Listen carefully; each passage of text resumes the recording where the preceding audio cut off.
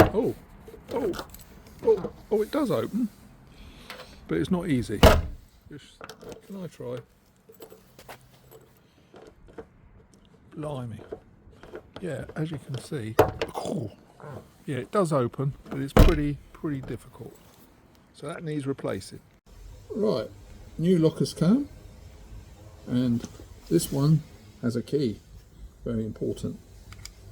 So new lock with key, fits in there, and look, turns the end nice and smooth. So all we've got to do now is fit it. Right, first things first, got to take this cover off. Looks like there's a hidden screw here. Right, it's not a hidden screw, some sort of plug. Well, that's the case. Right, you've got to somehow pull this off. It literally just pulls off. Got to kind of, I see you got round the back, pull it off. Right, and that comes off, it's all clipped.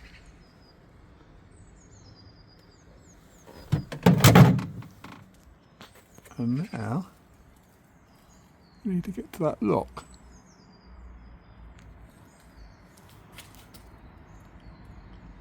Alright, two bolts and the cable.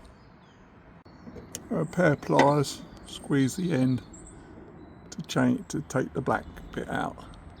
The best way I found to take the old cable off is to cut it, cut the old part because you don't need it.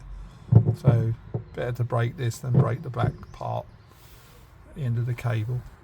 To help keep it secure, the cable, tied a tie wrap around it so to make sure it doesn't come loose. Right, fit it all back,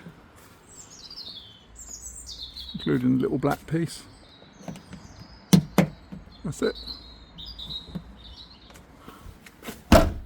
Job done.